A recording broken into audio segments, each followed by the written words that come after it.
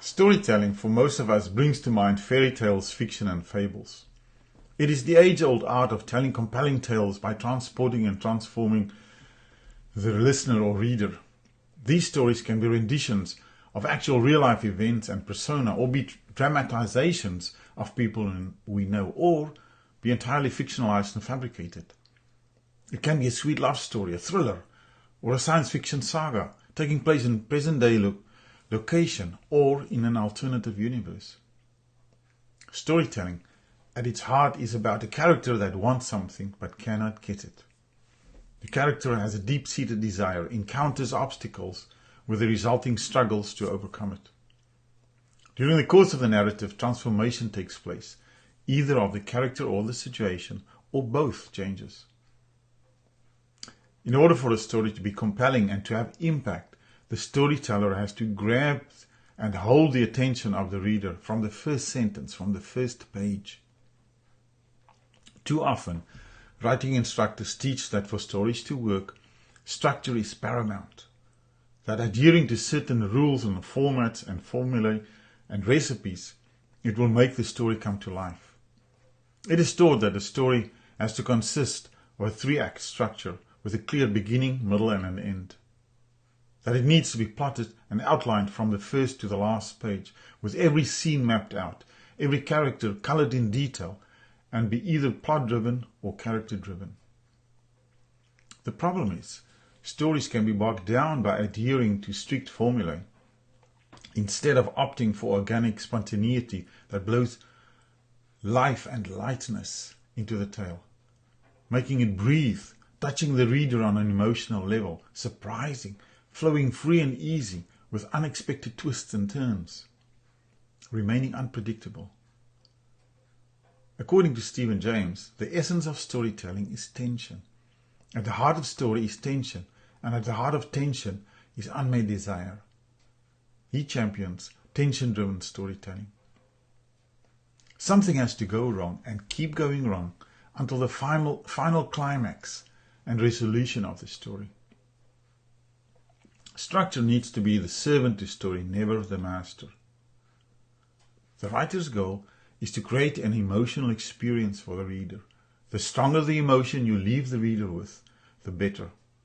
If there is no emotional engagement, no emotional investment, the work has failed.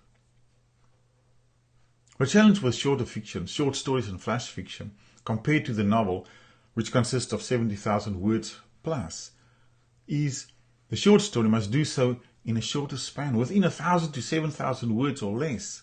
It has to tell an engaging story, captivating the reader. James Scott Bell stresses the importance that everything must pivot on the fallout from a shattering moment, the moment of change from which there is no turning back. Mastery of the art of writing is further demonstrated by the ability of the writer to show and not tell. Anton Chekhov, 1860 to 1904, was a famous Russian playwright and short story writer and physician. He said it best, "Don't tell me the moon is shining. Show me the glint of moonlight on broken glass." Show, don't tell succeeds when emotion is invoked in the reader without telling the reader what to feel. Through dialogue, action, behavior and situation, effective word pictures can be created. For example, instead of telling the reader that Peter is upset and angry by writing, "Don't stay up, Peter called angrily," rather consider showing it in the following way. Peter slammed the fridge door. "Don't stay up." It ricocheted from the walls as he stormed from the kitchen. Here's a longer example of telling versus showing. Louise lives in a tiny bachelor apartment with her cat. She often suffers from bouts of depression. When in this state, she calls in sick, locks herself in, chain smokes, binges on junk food and neglects herself, hoping it will ease her pain. One can write this in a showing format.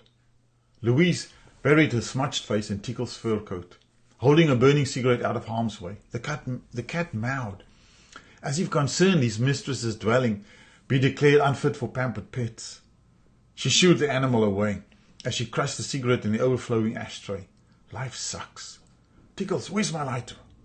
Finding it, she flicked it several times, inhaled deeply, gave a hacking cough and rolled off her unmade bed. Sloshing in slippers to her closet-sized kitchenette, she kicked the tower of empty pizza boxes straight, yanked her pajama pants higher, and scratched her back with the TV remote. What a pigsty. I love it. When do you think you'll be back at work, Miss Lambert? Louise mimicked her supervisor's high-pitched nasal voice. When I'm no longer in the blues, that's when, sister. Shaking the ash into the overflowing sink, she uncapped the 2-liter soda bottle, threw her head backward, and chugged the sweet liquid down. She burped, wiped her mouth, picked up this burning cigarette and stroked the cat's arched back. What a way to down one's sorrow now, isn't it, Tickle? How do we do this? By reading every day. If you don't read, your writing will suffer. You will struggle to write. Start with reading 30 minutes every day. Read for half an hour before you go to bed. By reading different genres, if you only read romance, add contemporary or literary fiction or mystery novels to the mix. If you only read fiction, add non-fiction books. If you only read non-fiction, you're missing out. Add fiction to your reading list. By reading closer, start paying attention to each word and sentence and paragraph. What did the author have in mind? How did she do it? I often read with a pen in hand. By writing frequently, preferably daily. Most writers recommend that we write 500 to 1,000 words 5 days a week at least. It can be intimidating. Start with 250 words a day. By paying closer attention to life around us, become situationally aware. Learn to notice the smallest detail. Speak to strangers. Listen to their conversations. You're not eavesdropping, you're doing research. Coffee shops and supermarkets are ideal locales to practice this. And 6, by attending workshops. Your local library, bookstore, and Writers Guild often hosts workshops. Attend and network and learn. You can become a storyteller, a writer. You can learn to write stories as well as non-fiction. You can learn to paint word pictures. Learn how to use well-chosen words to say more or less. By becoming apprentices, by learning from the masters, by applying ourselves through regular practice, we can learn to tell our stories. A story's basic premise is to introduce the reader to the main character, the protagonist. Make it clear what he or she wants, the unmet desire and what is at stake, and introduce the reader to the world of the story. Make the reader care about the main character and then let something go wrong, the first obstacle. Secondary characters are introduced, and with each chapter, scenes and settings are created and things keep going wrong till close to the end. By making the losses greater than the wins for the main character, as the story unfolds, the story is propelled forward. Tension is created through conflict. Interpersonal and internal conflict is more effective in maintaining tension than merely adding action scenes. Characters are introduced and developed through dialogue, action, appearances and thoughts. Don't spend unnecessary time describing physical attributes such as eye and hair color. Personality traits and quirks are more important as it can add to tension and conflict. In telling your story, it is crucial to get the reader to care. If the reader doesn't care about your protagonist, your main character, they won't care about your story. And they will care if they know what is at stake.